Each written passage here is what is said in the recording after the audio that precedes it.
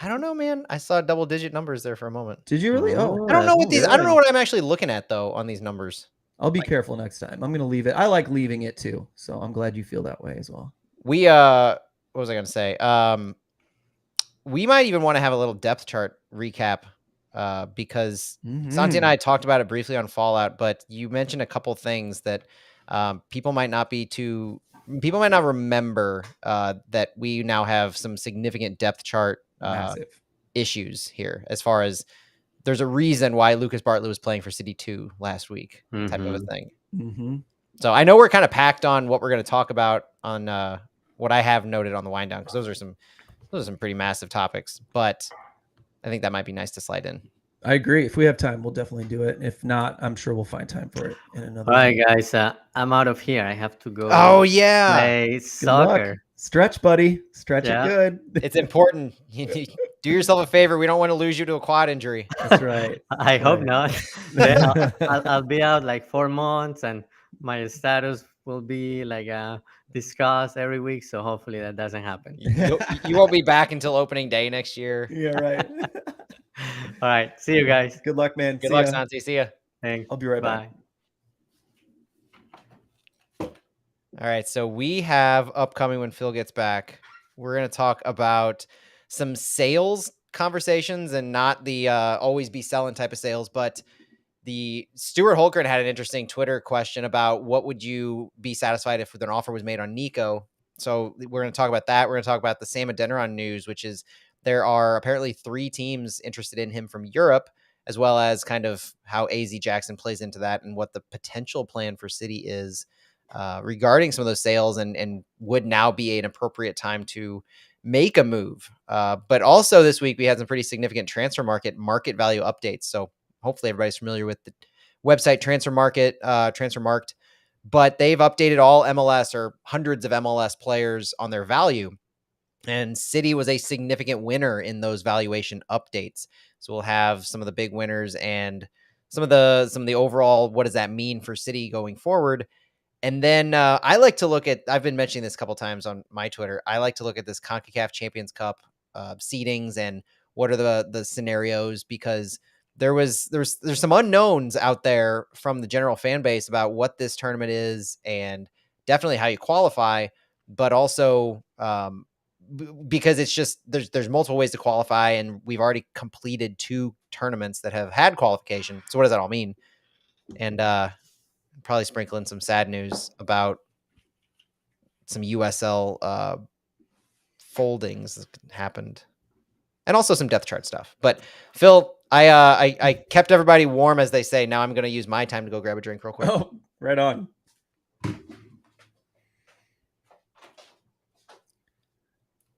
I don't know if Fatbug24 is still there, but we'll definitely hit up that question probably first off here. Bilbo Swaggins. Great name. Having a basement office with a fridge is so clutch. I almost opened this because I'm out of form. I forgot we do that when we. Oh yeah, here, let me hit record and we'll go. All right, welcome everyone back to the wind down.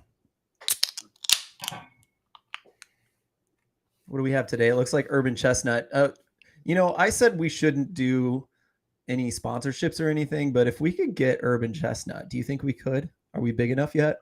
Do we get enough clicks? That's the question. Do we get enough clicks? People click through us, I'm sure. Maybe to get to something else, but when you try to post all the dang time on social media, people have to see you somehow. I think that's something I would try. I don't usually ask for that kind of thing, but they're just too good not to try. Yeah, they have some of my favorite beer fest type stuff, like their My Fest, and their Oktoberfest is my absolute favorite event in the entire. It might be the entire St. Louis region, but definitely as far as like beer stuff goes, Oktoberfest from Urban Chestnut is the pinnacle. I saw you post that, and I don't think I've tried it, and I love Oktoberfest. So when they posted the other day, they canned these and came out with them just last week or so. I know it's August and it's 120 degrees outside, but this is the kind of drink that makes me long for those fall evenings, just out by the fire. You've got lights out. Maybe you've got an outdoor TV or something, like trying to set the vibe of just that back patio, just watching football, watching soccer, and it's just beautiful fall weather in St. Louis where the leaves are changing. That's what I'm looking forward to with this beer. But Absolutely. it seems so far away because it is literally 120-degree heat index today. We didn't ask for questions on Twitter today, but Yeah, it was we have a some. massively busy day for me that I just could not. There was no time for that one, so I Yeah. apologize. And I didn't think about it because I'm me, and you're. I apologize for that, but we do have some. Fatbug24 asked earlier today. I don't know if they're still around, but personality-wise, are you seeing Thorson gelling well with the team? Everybody seems to love playing, and the vibe in the practice videos / games looks like a lot of fun. Yeah, so I was only at training once this week. It was today, and he was walking out with, I think it was Edu Leuven and Indiana Vasilev, and it seemed like he was just one of the guys. Like, if you didn't know that he was brand new to the team, you wouldn't be able to pick out the fact that he was new. And that was kind of exciting to see. Fit right into soccer, tennis, right into the drills. The players were giving him a tough time, like they always give each other tough times. He was just one of the boys, and that was exciting to see him fit right in. And I don't see any difference in he was also available on the press conference earlier in the week with Joachim Nilsson, and Nice. he seemed like he just took well to the attention. Like, there was a lot of questions about just his background, his fitness, what he was up to before he came here, and how he was acclimating with the team and the culture. Offhand, some of the things that I remember him saying were that when he first came here, it was easy because he spoke English, first of all. And in Iceland, apparently, there are just all kinds of American TV shows. And so they do have their own language, but everybody speaks English. And it was very similar, he said, to Joachim Nilsson. So he knew of Nilsson, and he had said that their cultures were not too dissimilar, the Scandinavian countries. And that was kind of interesting to see, where he came, almost hit the ground running in America. And it's good to see that, because with so many European transfers or transfers from abroad, there could be a culture shock. And it seemed like there wasn't, not just from a fitness perspective, because he seems like a super fit guy who earlier today, talking to some of the staff, they were saying he's definitely a guy who watches everything that goes into his body. He came here able to go for a reason, not just training with Beershot in their preseason and playing a game before this, a preseason game, but his overall fitness is just top notch. And in the culture wise is the similar thing to that, where he was the American television, the speaking English. It was just an easy adaptation. And it's just the things once you arrive in St. Louis, as far as like finding a place to live and what are you going to do with your family, because he has a young child, those kinds of things that play into his mindset that you have to deal with. But he's just definitely one of the guys from everything that it seems like. It seemed extremely seamless, and I enjoyed. Speaking of those two, Nilsson and Thorson, I enjoyed Tom Timmerman posting like that. Thorson's hometown is now by far the most northernmost hometown of everyone on our team, and it was like 230 miles north of Nilsson's, who was previously the most furthest north. So that was a lot of fun. I thought that was really cool. Yeah, I had no idea that him and Nilsson were that close as far as their hometowns. And then looking at the southernmost, I think it was Blom and Klaus. Yeah, and actually Klaus was further south, which I didn't think was going to be the case at all, but it is. Brazil is huge. Like, it is, yeah. we talk about their soccer prowess often, but just as a country, that country's footprint is massive, and it stretches so far down south to South Africa. It boggled my mind when I looked at that. Yeah, I was definitely shocked about that. Bilbo Swaggins asked, "Hey, do you guys know why Leuven didn't get credit for an assist on Sam's first goal against Austin?" Was this the flick? No. Which goal was this? I think that was his second. Wasn't that Sam's second goal? What was Sam's first goal? I should have had my notes pulled up for this. Sam's first goal. So Nico scored the first two open play goals. Sam's goal was Berkey long, Leuven up to Adeniran, carried in the box. Oh no, that was the flick. It was the flick. Oh, okay. Best I got is that it went off of a player, maybe, because Leuven had 3 assists in that game. I don't think Leuven sent him the first one. Maybe was there a second one? What was Sam's second goal? Gioacchini was from Edu. So he had an assist on Parker's goal. He had an assist on Gioacchini's first goal. Yeah. And are we sure he didn't get an assist on that one? I think he might have gotten an assist. Okay. The second Sam goal was not the back pass, but it was the goalie interception. Oh, that's right. Yeah. I think Leuven got an assist on that because he was credited with 3 assists. That's what we were told post game anyway. Okay. So we think he did get credit for that, but please feel free to correct us. There are people live on Twitter right now. Thank you so much for joining us. So that is one question. Matt's 1968. We'll try to get to this in a second or at the end of this show. He's asking about the formation, and so maybe we'll get into that more. We did talk about it in the main part of the show, so check that out on the podcast. I'm a sucker for formation talk. I know. I could do it all day, so I'm good with this. Jonathan Himmelberg, who's been with us many times, joins us on YouTube. Thanks, man. To continue with Bilbo's topic of Leuven, did you see his FOTMOB rating for the last match? It was like 9.8. I didn't know it was that high. That's crazy. Yeah, no, it had to have been his highest. It was his highest ever at City. I know that. And I don't think he had ever had a 9.8 coming from wild. Yeah, it was Bilbo saying that the Ostrak goal, Leuven was credited with the assist. So I don't know. It had to have been hit off a player because in those scenarios, it's similar to what happens with Rasmus Alm all the time.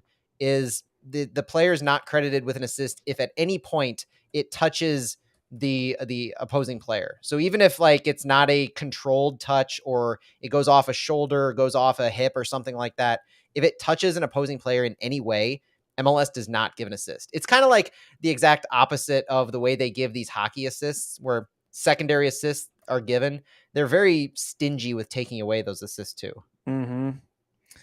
Yeah, that's bothering me now. I wish I had it right in front of me, but I'm going to lose concentration if I try to figure that out. Okay, let's get into our notes here. The first one here is discussion on sales because, as you said, Sam Adeniran has been rumored this week to a couple Bundesliga 2 teams, championship teams.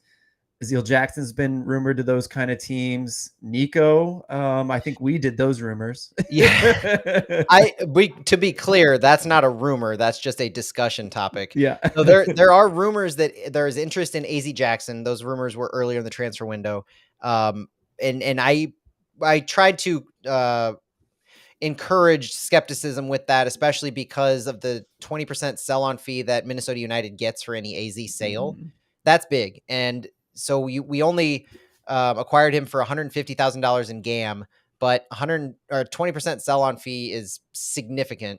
And so if you're looking at an AZ Jackson, to me, especially with his importance to the team right now, he hasn't reached the point of development that you can really reach his full potential in sale. So next year is going to be an interesting point to see if AZ can continue to develop, whether it's the winter transfer window, which would be interesting, but especially next summer for AZ. The Sam Adeniran news was new this week, and it came from Manuel Veth, our friend over at Transfermarkt, and it kind of coincided with all of the MLS valuation updates where Sam Adeniran's market value went up, I believe, to $600,000. And Transfermarkt reports that sources have told them that Czech club Sparta Prague, Austrian side Rapid Vienna, German side Ingolstadt, and Norwegian club Rosenborg have all shown interest in signing Sam Adeniran. These are all like Europa League quality teams. Yeah, exactly. These are European competition teams. We're not calling not top of the level Champions League, but these are Europa League mainstays.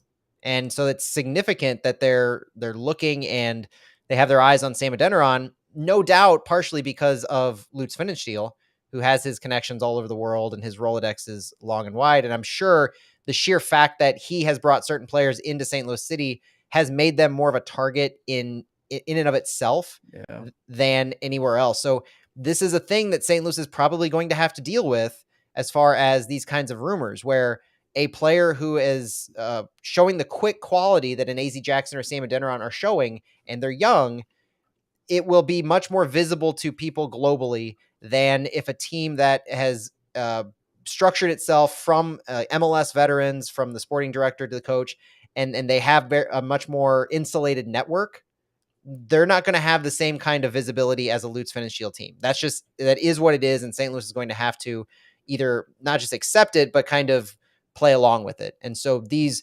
rumors are just furthering that to me, where we have about, it's August 24th. We're recording this. We've got about 2 weeks or so left in the European transfer window for most countries.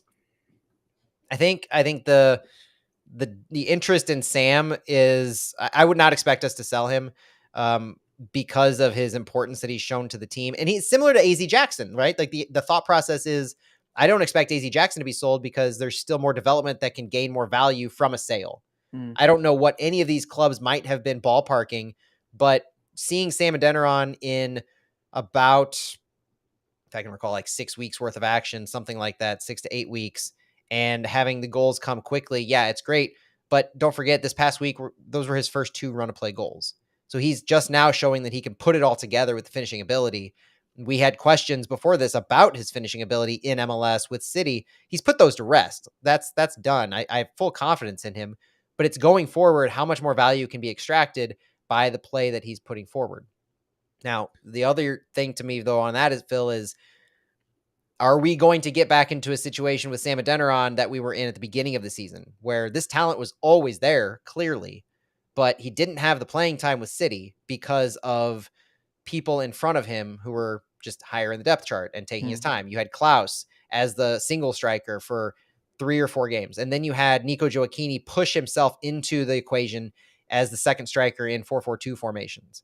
Since then, it was a few games of Sam subbing in, but not really doing anything until he went out on loan, found his form, came back, an injury gave him time to play, and now we're seeing what he can do.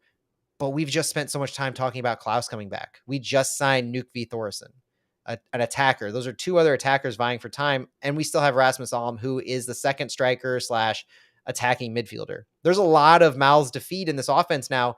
And so when you talk about the valuation of Sam Adeniran and any potential sales, you have to factor in playing time. And if you're going to try to extract value from the player, you have to continue to showcase the player.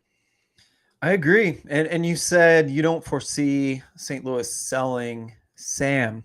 Well, my father-in-law is a bit of a real estate genius, and he tells a lot of stories about, he's had a building, or his dad has had a building, and he bought it for a certain amount and someone wants to buy it for a little bit more. And, the guy's like, well, it's worth more than that. But to keep it, you got to work on it. Right. And so It's like, do you stare just a free couple $100,000 that we just got for free in a valuation, rise? Do you say no if someone makes an offer? That would be pretty tough. And especially if the man, if we're not guaranteeing him playing time. Now, if we get into CONCACAF Champions Cup, then I think you keep him no matter what. But, you don't say no to money in your hand unless you really, really, really need the player, I think. And so it'll be interesting to see, because I agree that those guys can develop a whole lot more under our watch, and I think they can get better and become even more valuable. But it's always when do you sell, when do you hold? Yeah, and that's so the depth chart we saw at the beginning of the season. Caden Glover is still on the roster as well, and you figure it's only a matter of time before he's going to try to push his way through to. He's under contract with City for 5 years, and so at what point is he going to see time? Because that's another young player who not only do we want to develop and do we want to see as a successful homegrown in MLS, but the ultimate goal is for him to move on to Europe, just like it is for everyone. And that's where the next step in successful careers are. And we can't do that unless we play him.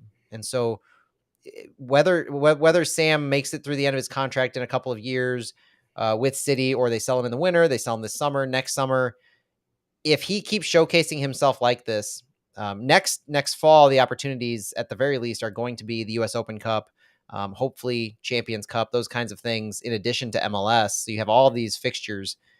Next summer seems like a pretty ideal time to look to some of these guys like AZ, like Adeniran, and whoever else might come on. Because the AZ Jackson, those AZ Jackson rumors and these Sam Adeniran rumors, they're pretty quick on the heels of them actually getting time with City. AZ Jackson didn't start with City this year. He came on after playing with City 2 for a while. Sam Adeniran, he didn't come on to City until after the Klaus, like long after the Klaus injury, almost to the Leuven injury perspective, where San Jose Earthquakes game was his first showcase game. And first game back, really, actually, because he came back that like 2 days before that game. But that just goes to show how quickly these rumors are popping up after the players are finding success. And so who knows where we might be by the end of the season. We've got 10 games left. That's plenty of time for a Tomas Ostrak, even a Knut Thoresen, or anyone, Rasmus Alm, any one of these other guys to showcase themselves to the point where rumors start popping up about them. Do you think, you mentioned how are we going to play Sam? And immediately I was like, well, if we play with two strikers again, then Sam's going to get minutes. But when you play with two strikers, that can often come at a cost of either a midfielder, which I think we can spare right now, actually, would be the best place to cut a player. If we have three midfielders, I think we could go to two with two strikers.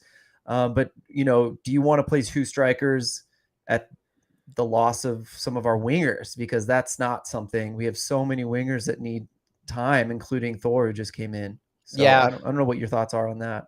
Well, I like what we did in Austin, because I noticed multiple times in Austin that while we started and supposedly had a 4-4-2 formation, I believe it was, with Alm and Gioacchini up top, wasn't that what it was? What ended up happening in practicality is our offensive shape, when we had time to set the ball and work it out of the back or build it through Parker and Blom and Leuven, we would have three at the back, where Hebert, Parker, and Yarrow would stay deep, and Akil Watts would push up to the point where it was essentially Akil Watts and Jared Stroud as wingbacks or wingers. Mm-hmm. And you would have them in almost a 3-4-1-2 at times. So you're looking at three center backs of Hebert, Parker, and Yarrow in this game. You have Jared Stroud on the left. You have Akil Watts on the right. You have Leuven and Blom centrally. You have AZ Jackson at the 10, and then you have Nico Gioacchini and Rasmus Alm up top. Well, if that formation is super exciting to me, because that's what Jared Stroud can be. He can be excellent in that role. Mm-hmm. And he's been moved into that wingback role a few times, but Akil Watts has also shown to be very adept at his ability to move forward and still track back on defense when he needs to. So if we needed to fall back into a 4 or a 5-man backline, we could. But in that Austin game, what ended up happening is it was that 3-4-1-2 on offense when we could, but it was more of that 4-4-2 when we backed up into defense. And so there's a lot of flexibility going on with our wingers and with our outside mids that I think we can leverage to some of these depth conversations. So Thoresen, we're told, is just an attacker. Like, he can play all over the field, despite the fact that he came in under the guise of playing on the left side. Rasmus Alm is the same way. So we've had multiple formation conversations where we have one striker and Rasmus Alm is the right attacking mid. But in practicality, he plays a high mid. He's never played a mid in a 4-4-2. Whenever we do a 4-4-2 and Rasmus Alm is on the field, he's always that second striker, that second man up top, the 9.5, so to speak. He's never dropped back into a diamond formation. And so I've been wrong on that before, because I've said earlier in the season, I wonder if we can stay with a 4-4-2 diamond and have Sam Adeniran, Nico Gioacchini up top, and Rasmus Alm be our right-sided mid. It's never worked out that way because Rasmus Alm has never played that deep. It's always been a guy like Indiana Vassilev on the right side or Edu Leuven out there. And so the ability to get at least two strikers on the field at all times seems like a very, very viable pattern going forward. And if you do this 4-4-2 on defense, or if you do this 3-4-1-2 on offense, it provides that ability to keep that going. It does. And there's really no reason to strap ourselves down with any one of those formations, because I do think they'll be interchangeable. And I do think too that, that 9.5 is obviously what Nico feels comfortable with. And so I do think Alm will start playing more wing. That you said he doesn't play much. I do think he's going to end up pushing back to there, because I think Thoresen also is a bit of a 9.5/wing, more like Alm, even though they play differently. So, just so much flexibility, and Carnell and Lutz have never felt tied down in what they have to do based on their personnel. They do what works, and they try new things, and they stick with what sticks. Yeah. And I like to listen to SiriusXM's Counterattack in the afternoon, and Eric Winalda had an interesting point a couple weeks ago through all of his interesting points. Yeah, I was And going to say something, but I bit my yeah, tongue. let's stay specific on this because I knew you would. But the topic is about the creativity in the final third and how you have formations that their job is designed to move the ball up the field to a certain point, and then you just have to rely on creativity. So Mhm. players have certain jobs in what parts of the field to cover, and they do their jobs up until the ball gets to the final third, and then their job is to put the ball in the net, to get in certain areas, to create space. Formations often break down to the point where players are willing to move themselves into further parts of the field than their job is to patrol, because they're trying to create space, create opportunity that they're seeing in the moment. They're reading the defense, they're seeing how they can position themselves in front or behind. And so you see a lot of breakdowns in where players are. You see Rasmus Alm moving centrally or to the left side of the field in certain areas, far away from what his defensive responsibility is, because they're in that final third being creative. And so that's the one like additional takeaway I have about the formation conversation is formations play a part in about 75% of the game, 66% of the game. And then once things get into the final third and you have that ball that you're trying to find ways to score, and you've moved the ball into that final third, the penalty area, things break down for a reason. And it's the ability for St. Louis to quickly get back into formation to prevent the counterattack is where a lot of the successes or failures have often come. And that's where our line pushes so high and stays to a certain point. And those creatives in the attacking midfield have to be able to track back very quickly in order to find their positions for their actual formation. Yeah, and when it comes to the attack, I think it's just a guess. It's just a vibe that we've gotten throughout the season that we haven't said for a while now. But I think Carnell agrees with Winalda. I think he likes to set his attackers in good positions and then let them do their thing. And I think that was evident. My guess is based on this evidence in that he kind of let Nico do his thing for a couple of weeks when he took over for Klaus at the straight nine. And I think it wasn't till it didn't go well a couple times where he started to get involved and tell Nico what he needed him to start doing. And we saw that was fruitful in lots of ways. And so, it just vibes that I think Carnell likes to let them do their thing and have their freedom until he can't, so. But we fit that in there. We talked about formations for you guys, so we fit that in. Hope you enjoyed that. But we got a couple more topics before we go. One is one of my favorites. I've slipped it in multiple times today. CONCACAF Champions Cup. We have some updates on who's in and how many slots there are left and where St. Louis could possibly fit into that formula, I guess. Yeah, CONCACAF Champions Cup is a revamped version of the CONCACAF Champions League. And for those who don't know, it's basically our version of the UEFA Champions League. It's the continental competition between North American, Central American, and Caribbean teams, club teams that qualify from their domestic leagues, from some of the more domestic competitions like US Open Cup, Leagues Cup, Canadian Cup, MLS, League MX, those different ways that have allotments to the tournament. And it was overhauled this year to, first of all, be rebranded CONCACAF Champions Cup, kind of a harkening back to what it used to be called, but also expanded. So there's an expanded assortment of teams, and we already know a good handful of the teams that are going to be in the 2024 CONCACAF Champions Cup. And so looking at these numbers really quickly, it looks like there's 27 teams it shows listed here. Of the teams that have qualified already, 5 of them come from MLS. And these are for Leagues Cup and the US Open Cup. And so as these competitions finish, you have qualifiers for the next version of the Champions Cup. So far, the Vancouver Whitecaps, Inter Miami, Nashville SC, Philadelphia Union, and Houston Dynamo have qualified from both Leagues Cup and the US Open Cup. Miami, as the winner of Leagues Cup and as a finalist for the US Open Cup, makes the Houston Dynamo, the other finalist, an automatic qualifier. So those two competitions are decided. What's left is MLS. MLS is awarded 5 spots in the CONCACAF Champions Cup. First spot goes to the MLS Cup winner. The second spot goes to the Supporter Shield winner. The third spot goes to the other conference winner of those. The next 2 spots go to the next highest in the Supporter Shield. And then if any of those spots, so the one of those 5 that I just listed, if any of those spots are already taken up by a team qualifying through another competition, Vancouver, Miami, Nashville, Philadelphia, Houston, the next team in the Supporter Shield standings by points in league play would qualify. So this is pertinent for especially teams like Nashville, Philadelphia, and potentially Houston. But Nashville and Philadelphia especially, because they are very high position teams in the East right now. And so you're talking about like those next two spots below the conference winners, MLS Cup, Supporter Shield. Those next two spots could easily be second place in the West, could be City. Second place in the East, third place in the East could be Nashville and Philadelphia.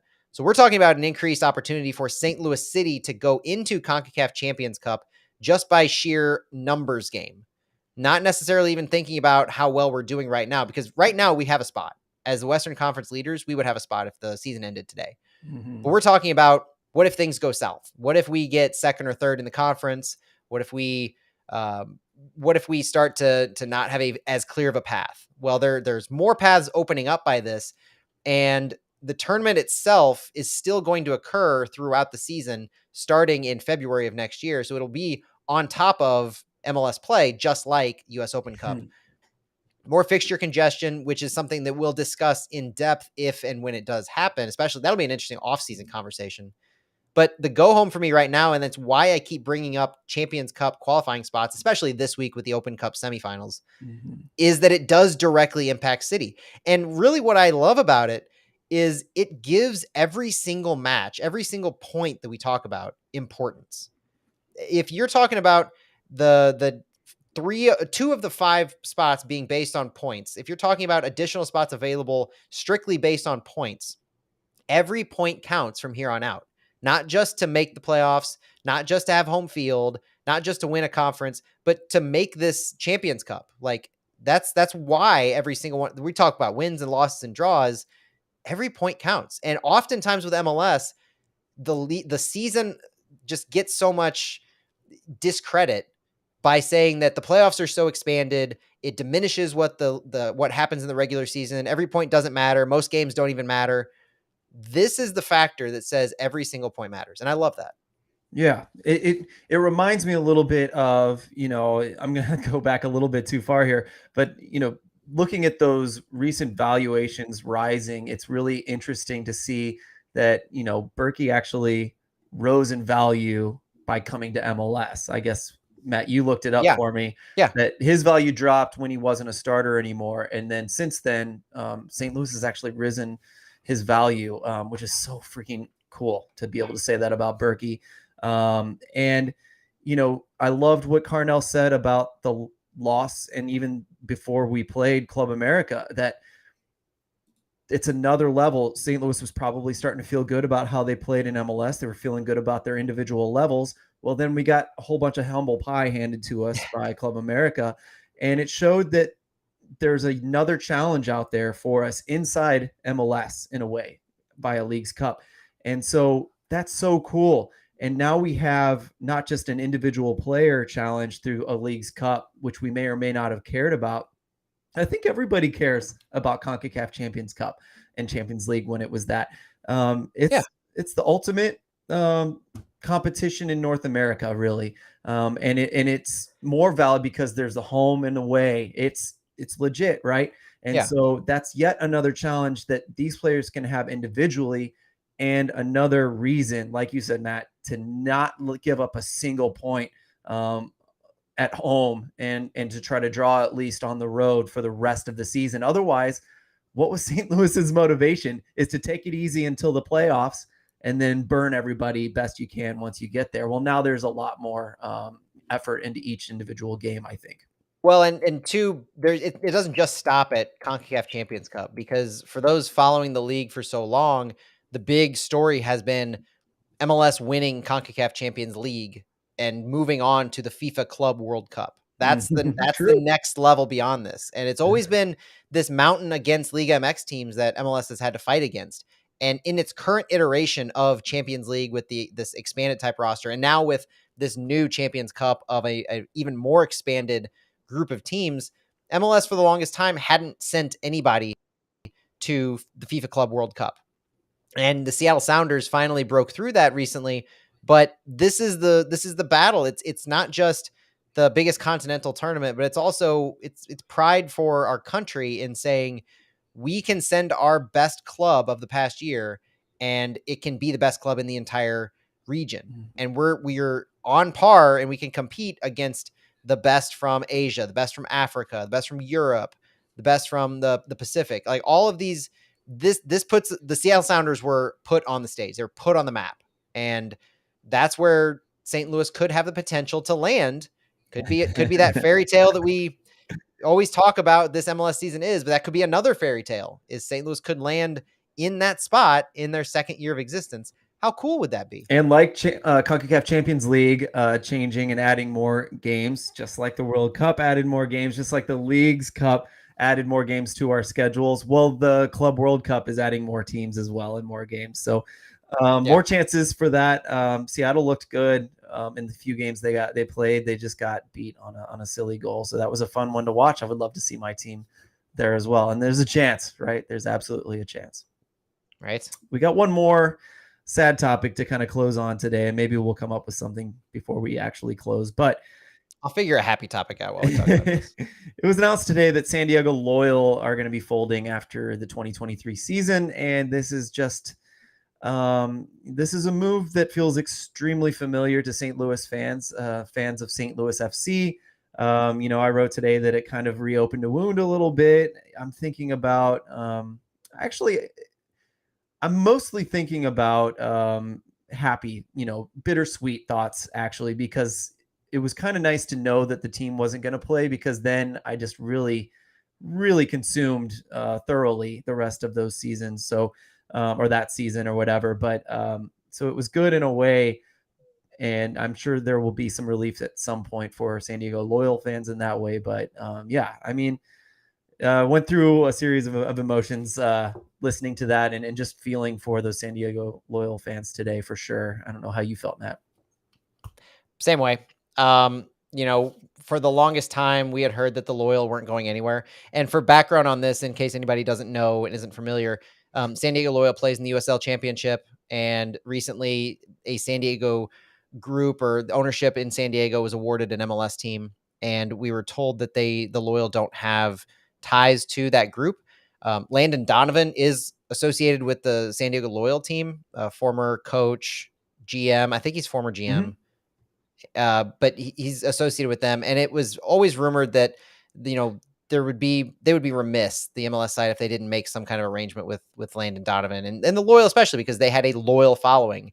Like their fans are rabid. They're very passionate, and it's exciting to see that from afar. And their name Loyal was from the NFL leaving San Diego. So it's not, there are multiple parallels. I'm glad you said that, because that adds to the narrative of why this is extra special, I think, for a St. Louis fan watching this. Not just for the St. Louis FC connection to that and what we had to go through as St. Louis FC fans, but that this team was spawned from that departure. And we know what it's like to lose a football team in the most despicable of ways. And so there's a lot of looking in the mirror and seeing yourself in what's going on down there. But we had it a little different. So it's the nuances that go into it, right, Phil? Like we always talk about that word nuances, mm-hmm. and there are nuances to what happened with St. Louis FC as far as Jim Kavanaugh being the owner, Tom Strunk being associated with St. Louis City as well as St. Louis FC, and a feeling as if St. Louis City can be carrying on the tradition or carrying on the spirit, so to speak, of St. Louis FC and everything that they embodied, even though it was Gallagher and it's a different group. Like there is this the tie that binds in Jim Kavanaugh and Tom Strunk, and we as fans have been led along that string and that tie that binds those two organizations, and we have made the passage from one to the other as a result. I don't know the intricacies that go into what the MLS San Diego team has done as far as outreach or an extension to the Loyal fan base, much less the Loyal organization. But I do know the memories that I have in those departing days of St. Louis FC. And the one that comes to mind is especially the playoff game against Louisville, where my wife, and at the time, my only daughter, made the trek down. And it was just it was the most devastating thing to see the team that you had loved for years and years for the last time. And 2023 is going to be the last time that the loyal fans see their team. And that's devastating. It doesn't matter the politics. It doesn't matter what will be in the next few years. It's a sad time. And I don't wish that upon anybody for the club that they love or support, no matter what happens next, because God knows that what's happened in St. Louis has been extraordinary. And I'm one of the happiest people, most positive people at all times about St. Louis City. But it sometimes it takes a lot of pain to get to that happy place. And that was a very painful time in St. Louis soccer. And unfortunately, it seems like San Diego's going through that. And so you can't help but just feel bad for them. Yeah.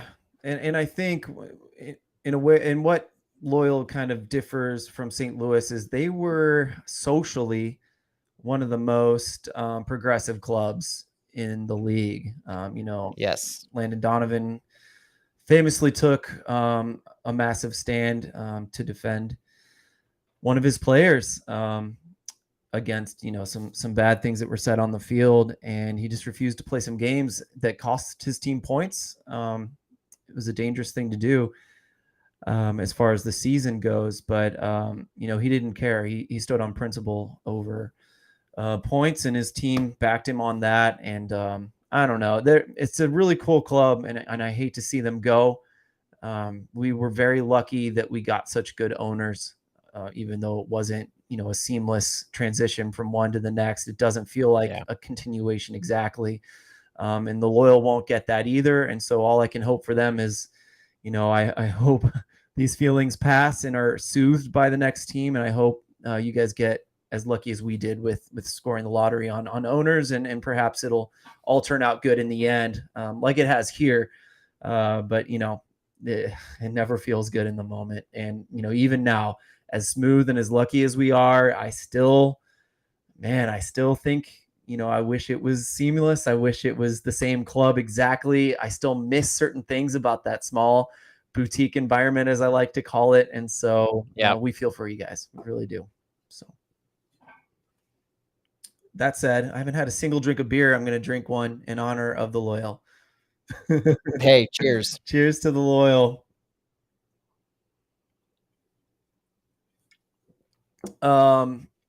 If you want, we can end this on a positive note. I had a backup in case you didn't, but I'm sure yours is better.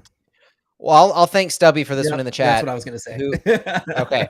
Yep. Because I just pulled it up to see what it was about. And if you haven't heard by the time this is released to the pod, the part 2 of The Return has been released by the club on Thursday evening, which is about 10 or 11 minutes of a spotlight on Joachim Nilsson, his journey from his devastating knee injury sustained in the UEFA Nations League last June 2002 against Serbia, I believe, where he was signed to St. Louis City. He was out for 15 months.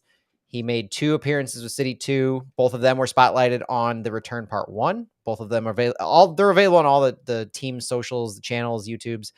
But this one in particular, it focuses on his return against Austin. It focuses on the lead up and everything that went into his career. It looks like it has some nice interviews with him. It also has some clips from the locker room, Bradley Carnell speaking with the team, and the usual insane production quality that the team puts out. Because Phil, you and I were talking offline about graphics and production and things like that. This team does it right, and they do justice to moments like this. Like, that's one thing that I'll really tout is Joe Martinez does photography and just everything that goes into the photos that are captured, the videos that are made, Neil Weissman and Peter Woods, and the quality of production and just raising the level of importance of everything. And I haven't listened to this yet, but looking at the video of it, everything just seems as high level and as doing justice to Nilsson's return, which for the player, like, we think of this as a defender for City who's touted as being one of the best center backs in the league and everything that he could bring to the team. Think about this from the player perspective. He knew he was coming to St. Louis. He sustained an injury in international play. He kept trying to come back month after month after month last year, finally having surgery last November. And it's taken until August of the year after to come back. He's got a family. He's from Europe. Like going through all these changes, rehabbing, I can't imagine it. And to finally have that exhale of stepping back on the field against Austin for the first time in front of the home crowd with his family in attendance. That gives me goosebumps just thinking about how monumental that is as a moment, much less thinking about his first start, hopefully against Orlando. But wherever it comes, just being back like this and being one of the guys, just like we were talking about Thorson earlier, how does he gel with the team? He's one of the guys. He's finally team activities, partaking in everything. He's back, and he's back to the game that he loves, and it's exciting to see. It is. Look forward to him starting and playing. I look forward to him starting, and then I look forward to him scoring a goal like Parker has, because the man, hasn't he scored 2 goals with City 2 already? Back-to-back games, yeah. So, and he scored in the Bundesliga. So I think we're probably going to see at least 1 goal. I think even by the end of the season, we're going to see 1 from him. Set pieces are this team's MO for a reason. They're good at drawing them up. They're successful in implementing them. And if they say we want to get this guy a goal, I tend to believe that they're going to get this guy a goal. And if you now they didn't say they want to get this guy a goal, but I'm just saying if they decide they want Nilsson to have a goal, I have a feeling that he'll get a goal. Yeah. And like, it's a dilemma, right? It's a dilemma. Cover Parker with your best guy while you're leaving Nilsson with the next best guy, or vice versa. So, oh my goodness, it's a big benefit having him back, and I look forward to seeing him in the full 90 for sure. Yes. I had something else to say. Oh, your praise about Peter Wood and the whole team, so good. I would love to see Peter Wood unleashed.